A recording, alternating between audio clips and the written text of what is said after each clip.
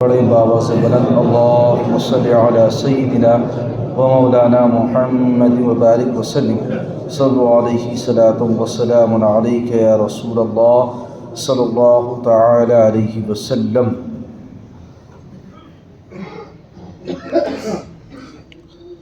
آج کا یہ جمعۃ المبارک جس میں ہم سب حاضر ہیں، اللہ سے دعا ہے کہ پروردگار عالم ہم سب کے گزشتہ گناہوں کو معاف فرمائے اور ہم سبھی کو حسن عمل کرنے کی توفیق بخشے۔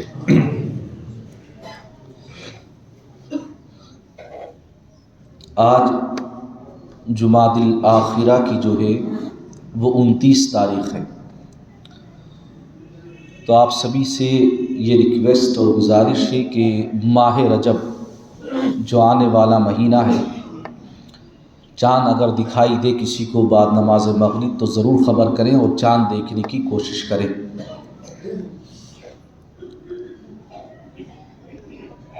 ساتھ ہی ساتھ سردی کا سیزن ہے، سبھی لوگ جو ہے جب دھوپ نکل آتی ہے تو اپنے گھروں سے نکل کر دھوپ لینا چاہتے ہیں۔ اچھی بات یہ ہے کہ ہماری مسجد میں الحمدللہ آنگن ہے، صحن ہے، اور وہاں دھوپ اچھی پڑتی ہے، تو بہت سارے لوگ تو خالی دھوپ سینکنے کے لیے ہی آتے ہیں کہ قادری مسجد میں دھوپ اچھی آتی ہے۔ تو نیت اگر خالی دھوپ لینے کی ہے تو ہمارے یہاں ایک اصول ہے انما الاعمال بالنیات، کہ سارے اعمال کا دار و مدار کس پر ہے؟ یہ بات میں نے اس لیے کہی کہ اکثر دیکھا یہ جاتا ہے جب گرمیوں کا سیزن ہوتا ہے، جب دھوپ بہت تیز آنگن میں ہوتی ہے تو لوگ اندر زیادہ آتے ہیں، اور اب اندر جگہ خالی دکھ رہی ہے، لوگ باہر زیادہ دکھ رہے ہیں۔ افسوس ان نوجوانوں اور جوانوں پر ہوتا ہے کہ جو بالکل صحیح ہیں اور صحت یاب ہیں، تندرست ہیں، وہ بھی باہر بیٹھے ہوتے ہیں۔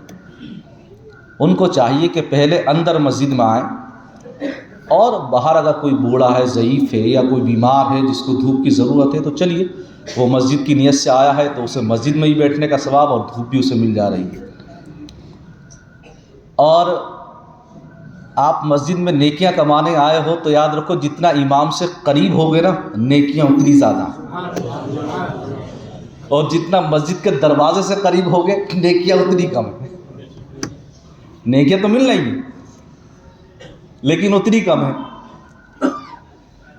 تو اس لیے امام سے تو قریب جتنا رہے گا آپ، یہ حدیث ہے، کوئی میں الگ سے نہیں کہہ رہا ہوں، آقا صلی اللہ علیہ وسلم نے خود فرمایا اگر لوگوں کو معلوم ہو جائے کہ پہلی صف میں ثواب کتنا ہے تو لوگ آپس میں جھگڑا کریں، اور پھر فیصلہ جب کرنے کی بات آئے تو قرعہ اندازی ڈالیں کہ آج کون پہلی صف میں کھڑا ہو۔ سمجھ رہے ہیں نا آپ؟ اور پھر اس کے بعد دوسری صف، اور پہلی صف میں بھی سب سے پہلے نمبر پہ پتہ کون ہے؟ جو جسٹ امام کے پیچھے کھڑا ہوتا۔ تو جو امام سے جتنا قریب ہوگا اتنا ہی اسے فائدہ ہے۔ اچھا، قربت کی جب بات آئی تو صحابہ کو بھی جو مرتبہ ملا ہے اتنا اونچا کہ ان کی اللہ نے مغفرت فرما دی گناہوں کی، اللہ نے جنت کی بشارت عطا فرمائی، تو اس کی وجہ بھی جانتے ہو کیا ہے؟ اس کی وجہ بھی یہ کہ وہ نبی سے بہت قریب تھے۔ وہ جتنے اپنے نبی سے قریب رہے اللہ نے اتنے مرتبہ ان کے بلند فرما دیے، اور جو جتنا قریب رہا اتنا بڑا مرتبہ۔ صدیق اکبر ہر جگہ قریب رہے تو مرتبہ بھی سب سے اعلیٰ بنا دیا گیا۔ آپ دیکھ لو تاریخ اٹھا کے کہ سفر میں ہوں، حضر میں ہوں۔ خیر، دوسری بات، اچھا ہوتا کیا ہے کبھی کبھی اب جب جماعت ہوگی نا، یا اب اذان ثانی جسے ہم کہنے لگے ہیں، جو خطبے کی اذان ہوگی تو لوگ اندر آتے ہیں، اور اب یہاں سے گناہوں کا سلسلہ وہ مسجد سے لے کر جاتے ہیں پھر، کیونکہ اذان ہوتے وقت مسجد میں داخل ہونا تو ثواب کا کام ہے، لیکن چونکہ اذان ہو رہی تھی اس کو بالکل توجہ سے نہ سننا یہ گناہ کا کام ہے۔ اور حیرت کی بات یہ ہے کہ گردنیں پھر پھلانگتے ہیں وہ، اگر ان کو جگہ کہیں دکھ جاتی ہے تو، یا وہ جگہ بنانے کی کوشش کرتے ہیں، اور یہ بھی گناہ کا کام ہے۔ مسجد کے اندر اگر کوئی خطبہ سن رہا ہو اور اس کو ہٹانا یا اس کی گردن پھلانگنا یہ سخت گناہ ہے، بلکہ جہنم کا پل بنانا ہے، یہ بھی حدیث پاک ہے۔ تو ہم سبھی کو چاہیے کہ جو جتنی پہلے آئے، اگر وہ صحت یاب ہے، تندرست ہے، تو دھوپ پر نہ جائے، بلکہ پہلی صف میں اسے جہاں جگہ ملے وہاں ملے، پھر اس کے بعد ایسے ہی بیٹھتے چلے جائیں. اس سے آسانیاں کئی رہیں گی کہ پیچھے آنے والا جو ہے اسے جگہ نہیں بنانا پڑے گی, اسے وہیں جگہ ملے گی, وہیں بیٹھے گا, اور اس سے آپ کو ہی پتہ چلے گا کون پہلا آیا تھا کون بعد میں آیا تھا. تو اس لیے سارے لوگوں سے گزارش یہی ہے کہ جب نیکیاں کمانے مسجد آتے ہو تو امام سے جتنے قریب رہو گے اتنا فائدہ. بہت سارے لوگ ہم سے دور جانا چاہتے ہیں کہ یار اندر مسجد میں چلے گئے تو نکلنا بڑا مشکل ہوگا. تو یاد رکھو جتنی دیر بیٹھے رہو گے اتنا ہی ثواب بھی پاؤ گے. اب چاہے مجبور میں بیٹھ جاؤ یا مسرور ہو کر بیٹھ جاؤ, یہ آپ کا اختیار ہے. اور پھر نماز وہی نماز ہے جو جتنے سکون کے ساتھ, اور بلکہ آقا نے فرمایا حدیث پاک ہے کہ یہ مسجدیں گواہی دیں گی کل قیامت میں. آقا صلی اللہ علیہ وسلم نے فرمایا کہ جو مسجد میں رہا تو یہ مسجد گواہی دے گی کہ وہ مومن ہے, اور ایک آقا صلی اللہ علیہ وسلم کی حدیث پاک ہے جو مسجد میں رہا یہ مسجد گواہی دے گی کہ وہ شہید ہے, یعنی اس کا مرتبہ شہیدوں جیسا ہے. آپ دیکھیے تو کتنے فائدے ہیں. خیر یہ تو آپ کے لیے تھی. تو جو بھی لوگ بیٹھے ہیں بالکل صحیح سے اس انداز میں بیٹھیں کہ آپ کی خلا نہ رہے. جو میرے سامنے بیٹھے ہیں وہ بالکل اس انداز میں بیٹھے جیسے کہ خطبہ سنتے ہیں. تکلیف ہے تو کوئی بات نہیں, تاکہ کوئی پیچھے والا آگے نہیں آئے, کوئی بھی گردن پھلانگ نہیں. آپ اس کو روک دیا کریں جو بیچ میں آیا کرے, جو بعد میں آیا وہ بعد میں رہے, آپ جگہ چھوڑیں ہی نہ بیچ میں, ٹھیک ہے نا. ایسے ہی بیٹھے. یہ مسجد کا ادب ہے, یہ گفتگو کے بھی آداب ہے. جب ہم کسی کو سنتے ہیں تو بالکل متوجہ ہو کر سننا چاہیے ہمیں. خیر چند باتیں اب میری تقریر کے حوالے سے, اور وہ یہ ہے کہ میں نے جو قرآن کریم کی آیت کریمہ پڑھی ہے, اور بڑی مشہور اور معروف آیت کریمہ ہے جو سورہ توبہ کی آیت ہے, آیت نمبر 36. اللہ فرماتا ہے ان عدۃ الشہور عند اللہ 12 شہرا فی کتاب اللہ یوم خلق السماوات والارض منها 4 حرم ذلک الدین القیم فلا تظلموا فیہن انفسکم. اللہ فرماتا ہے بے شک مہینوں کی گنتی اللہ کے نزدیک 12 مہینے ہیں اللہ کی کتاب میں, جب سے اس نے آسمان اور زمین بنائے. ان میں سے 4 حرمت والے ہیں, یہ سیدھا دین ہے, تو ان مہینوں میں اپنی جان پر ظلم نہ کرو. ترجمہ آپ کو سمجھ میں آئے گا, بہت سلیس ترجمہ ہے. اس میں اللہ تبارک و تعالی نے جہاں مہینوں کے بارے میں فرمایا وہ کتنے 12, اور وہ کون کون سے؟ محرم, صفر, ربیع الاول, ربیع الاخر, جمادی الاول, جمادی الاخرہ, رجب, شعبان, رمضان, شوال, ذی القعدہ اور ذی الحجہ. یہ 12 مہینے ہو گئے. پھر آقا صلی اللہ تعالیٰ علیہ وسلم نے بھی ہر مہینے کی الگ الگ فضیلت بیان فرمائی, لیکن اللہ تبارک و تعالیٰ نے اس آیت کریمہ فرمایا کہ منہا 4 حرم. ان 12 مہینوں میں سے 4 وہ ہیں جو حرمت والے ہیں, یعنی جو بہت عظمت والے ہیں, جن کے بہت احترام کیا جائے, جو اور مہینوں پہ فضیلت رکھتے ہیں. اور وہ 4 مہینے کون سے ہیں؟ اب اس کو حدیث میں بیان کیا گیا ہے, اور وہ 4 مہینے مفسرین نے بیان فرمائے حدیثوں کی روشنی میں. فرمایا وہ 4 مہینے یہ ہیں ذی القعدہ, ذی الحجہ, محرم اور ایک رجب. کون سا؟ سب ایک بار دہرائیے, محرم, ذی الحجہ, ذی القعدہ اور رجب. تو یہ 4 مہینے ہو گئے, ان کو ذہن میں رکھیے. رجب کا مہینہ چونکہ اب شروع ہونے والا ہے اور بڑی فضیلتیں ہیں اس ماہ مبارک کی. یہ مہینہ ایسا رہا ہے کہ صرف اور صرف مسلمان ہی اس مہینے کی تعظیم نہیں کرتے ہیں, بلکہ زمانہ جاہلیت میں بھی لوگ اس ماہ کی تعظیم کرتے تھے. رجب کے درمیان لوگ جنگ نہیں لڑتے تھے, جنگ کو بند کر دیا جاتا تھا. رجب کو فوقیت جو ہے دیگر مہینوں پہ وہ ایسے ہے کہ جیسے رمضان کو فوقیت ہے اور مہینوں پہ, تو رمضان کو مہینوں پہ فوقیت اس طرح ہے جس طرح ہمارے نبی کو تمام جتنے بھی انبیاء اور رسول رہے ان پر فوقیت ہے. تو رمضان مبارک کو سارے مہینوں پہ کیسی فضیلت جیسے ہمارے نبی کو تمام انبیاء اور رسول پر فضیلت ہے, اور رجب کو تمام مہینوں پہ ایسی فضیلت اور برتری ہے, اتنا مقدر ہے اس کا بلند رجب کا جیسے اللہ تبارک و تعالیٰ کو تمام بندوں پر فضیلت حاصل. سوچو آپ کیا شان ہے رجب کے مہینے کی. ہم لوگ عموماً اس مہینے کو ایسے ہی گزار دیتے ہیں، جبکہ یہ مہینہ جو ہے ہمارے لیے جہاں خیر اور برکت کا مہینہ ہے، وہیں اس ماہ کے اندر ہمیں ایک پیغام بھی ملتا ہے کہ دیکھو تم رمضان سے بڑے قریب ہونے والے ہو۔ رجب، شعبان، رمضان، اور رمضان میں تمہیں 30 روزے رکھنے ہیں۔ کتنے رکھنے؟ 30 روزے رکھنے ہیں۔ تو تم رجب سے روزے رکھنا شروع کرو، کیونکہ اس پر آقا صلی اللہ علیہ وسلم کی بہت ساری حدیث پاک ہیں، وہ میں آپ کو ابھی سناؤں گا۔ اب روزے رکھنے سے مراد یہ کہ یہ روزے سب کے سب مستحسن اور مستحب ہیں، نفلی روزے ہیں، کوئی بھی روزہ اس میں فرض واجب نہیں ہے آپ کے لیے۔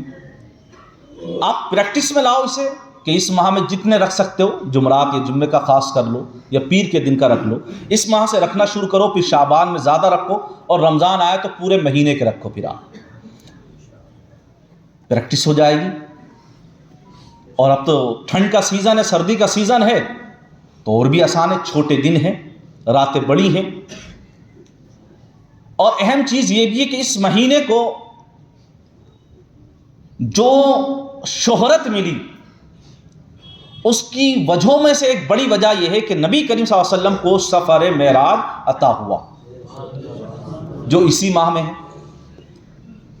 تو رجب کو لوگ اس لیے بھی یاد رکھتے ہیں کہ اس ماہ میں آقا صلی اللہ تعالی علیہ وسلم سفر معراج پر گئے، اور بیت المقدس، مسجد اقصی جہاں ہے، جو اس وقت فلسطین کا وہ حصہ جس پر جنگ ہو رہی ہے، وہاں پر ہمارے نبی کریم صلی اللہ علیہ وسلم نے امامت بھی فرمائی، جس میں تمام نبی بحیثیت مقتدی شامل ہوئے۔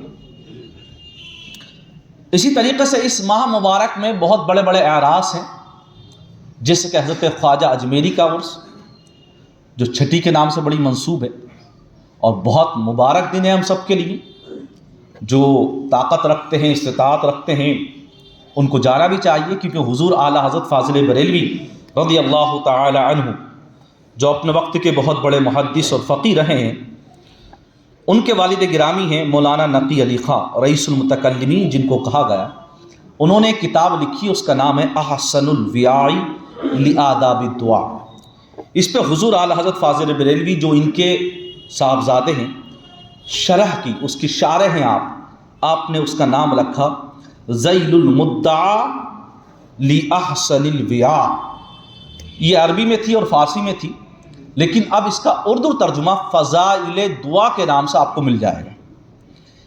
اس میں حضور اعلیٰ حضرت فاضل بریلوی کے والد گرامی اور حضور اعلیٰ حضرت نے جو لکھا ہے، وہ اس تعلق سے کہ دعاؤں کے آداب کیا ہیں، دعائیں کہاں قبول ہوتی ہیں، دعا کس طرح قبول ہوتی ہیں، کب کب قبول ہوتی ہیں۔ حضور اعلیٰ حضرت فاضل بریلوی نے جب 40 مقامات، مقدس مقامات گنانا شروع کیے جہاں دعائیں قبول ہوتی ہیں، جیسے مکہ المکرمہ ہے، مسجد نبوی ہے، مکہ المکرمہ بیت حرم ہے، ٹھیک ہے، یعنی مسجد حرام، تو ان تمام مقدس مقامات کی آپ نے فہرست بنائی، اور 39ویں نمبر پر آپ سوچیے، پوری دنیا کے اندر سارے مقدس مقامات کو آپ نے فہرست بنا کر اس میں 39ویں نمبر پر آپ نے لکھا خواجہ اجمیری کا وہ روزہ، یا خواجہ اجمیری کا وہ مزار جو اجمیر میں ہے، وہ ایسا مزار ہے، ایسا مقام ہے کہ وہاں لوگ جو دعا مانگتے ہیں وہاں دعائیں قبول ہوا کرتی ہیں۔ یہ بات میں نے اس لیے بتائی جبکہ خواجہ اجمیری کی فضیلت تو آپ جانتے ہی ہیں، ان کی باتیں بھی کی جا سکتی ہیں۔ بہت سارے لوگ سوچتے ہیں کہ حضور اعلیٰ حضرت فاضل بریلوی جو ہے صوفیوں کے خلاف رہے ہیں، جبکہ ایسا نہیں ہے۔ آپ سوچو کہ جنہوں نے 40 مقدس مقامات میں 39ویں نمبر پر خواجہ اجمیری کے مزار کو گرایا ہو، تو وہ کیا خواجہ اجمیری کا دشمن ہوگا؟ کیا کسی صوفی؟ اب دراصل چڑ لوگوں کو یہ ہے کہ جیسے آپ نے مالی کو دیکھا نا، وہ جب درخت کی کاٹ چھانٹ کرتا ہے تو اس کی نیت یہ ہوتی ہے کہ یہ درخت اچھا رہے، اس کی پرورش اچھی ہو، یہ جو فالتو چیزیں ان کو ہٹا دیا جائے، جس کی وجہ سے درخت کی خوبصورتی ختم ہو رہی ہے، درخت کی نشو و نما میں فرق پڑے گا۔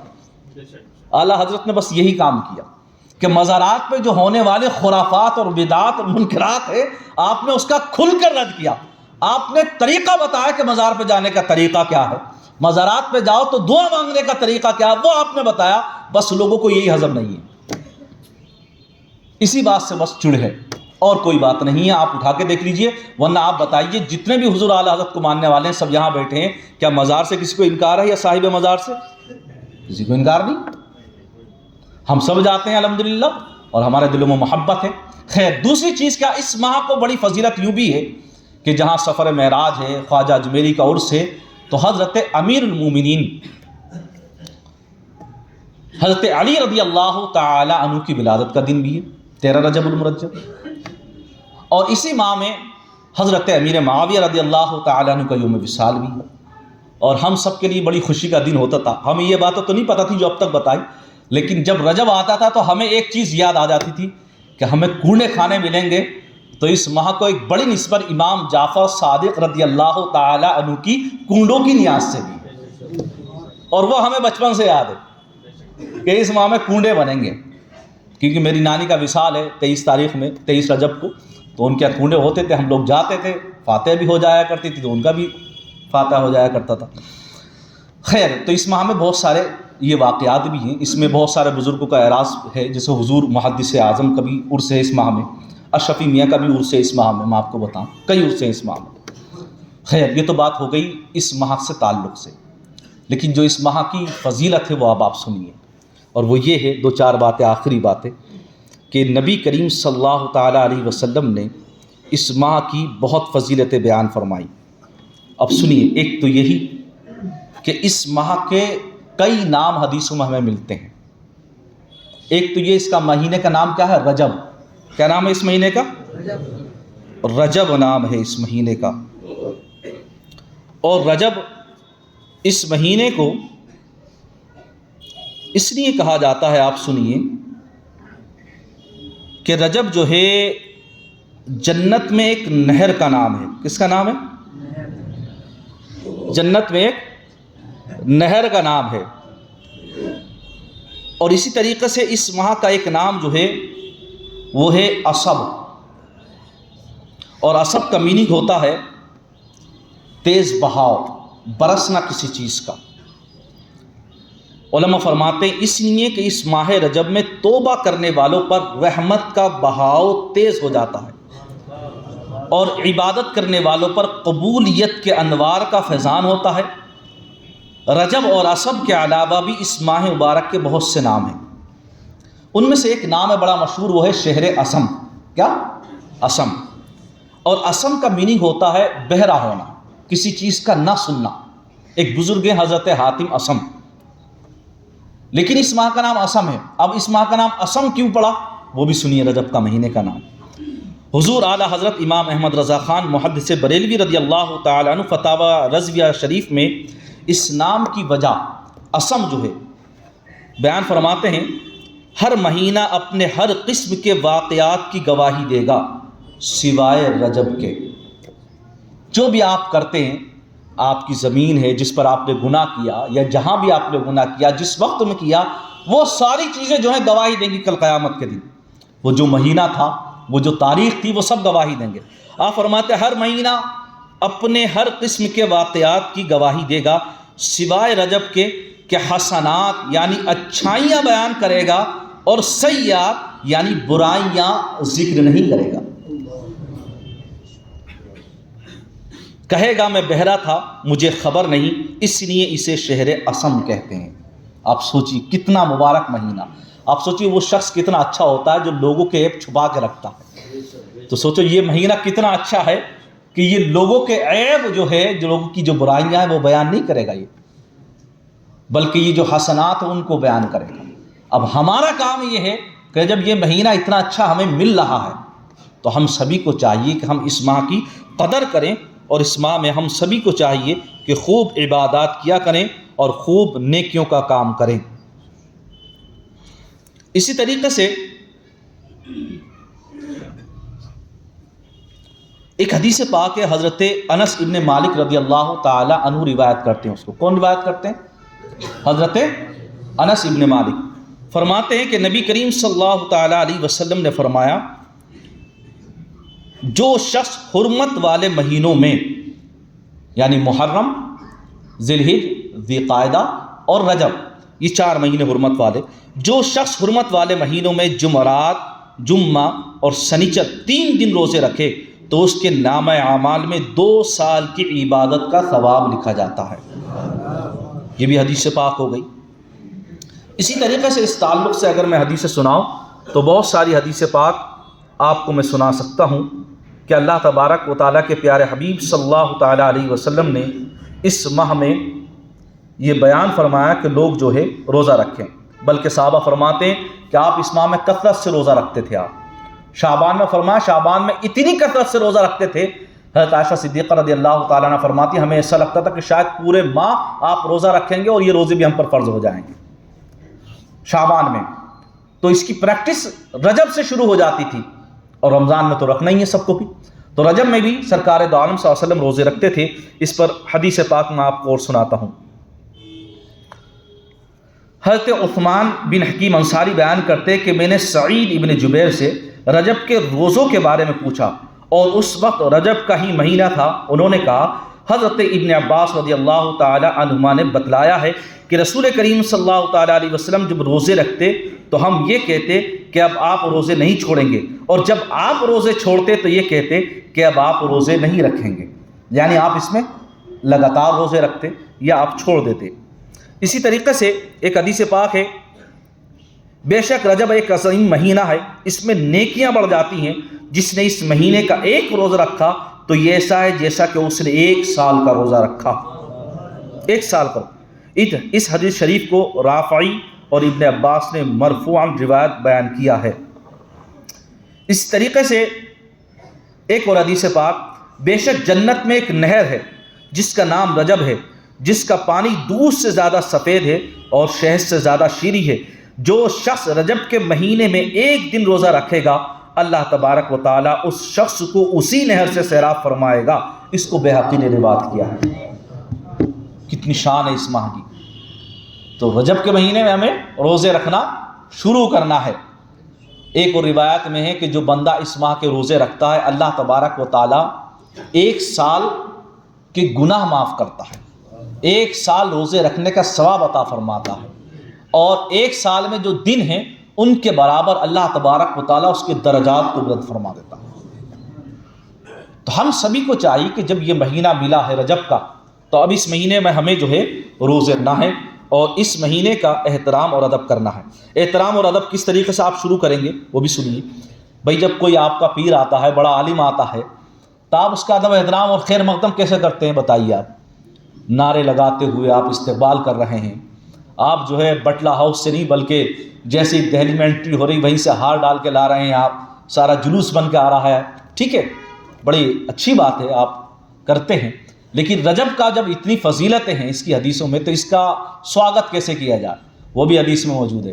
آقا صلی اللہ علیہ وسلم نے ارشاد فرمایا جب رجب کا چاند دیکھو، یعنی رجب کی پہلی رات ہو اور اس میں چاند دیکھو، تو آقا صلی اللہ علیہ وسلم نے فرمایا چاند دیکھ کر یہ دعا مانگو، اللہم بارک لنا فی رجب و شعبان وبلغنا رمضان۔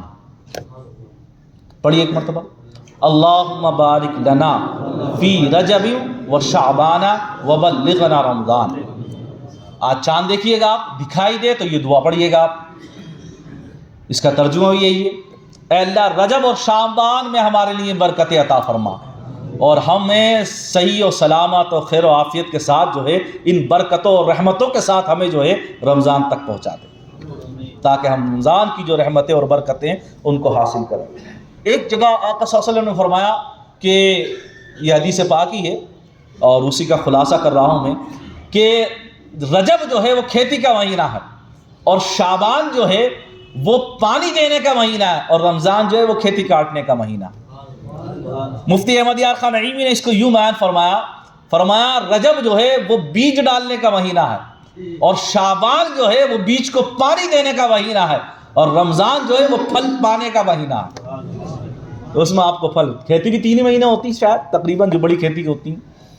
اسی طریقے سے ایک جگہ آقا صلی اللہ علیہ وسلم نے فرمایا کہ رجب جو ہے وہ اللہ کا مہینہ ہے۔ رجب کس کا؟ اللہ کا مہینہ ہے۔ تو اللہ کے مہینے کا احترام نہیں کریں گے آپ؟ بالکل کریں گے۔ تو روزہ رکھیں گے آپ سبھی انشاءاللہ، ٹھیک ہے، اور عبادت بھی کریں گے۔ اور اس کی پہلی رات کے بارے میں آتا ہے، بلکہ اور بھی راتیں ہیں۔ دیکھو جیسے جمعرات کی رات ہو گئی، جمعے کی رات جسے ہم کہتے ہیں، یا اسی طریقے سے آپ دیکھیں لیلۃ القدر ہے یا شب برات، ان راتوں کی فضیلت ہے۔ تو رجب کی پہلی رات کی یہ فضیلت ہے کہ جو بندہ مانگتا ہے اللہ وہ اسے عطا فرماتا ہے۔ تو اس رات میں بھی آپ کو عبادت کرنی ہے۔ ہمیں تو اللہ نے بڑی حسین اور بہترین راتیں دی ہیں۔ تو فرمایا کہ رجب اللہ کا مہینہ ہے، نبی نے فرمایا شعبان میرا مہینہ ہے اور رمضان میری امت کا مہینہ ہے۔ تو آپ سبھی لوگ اس مہینے کا احترام کریں۔ حضور خواجہ غریب نواز کا عرس ہے، سفر معراج ہے، اس تعلق سے انشاءاللہ بیان ہو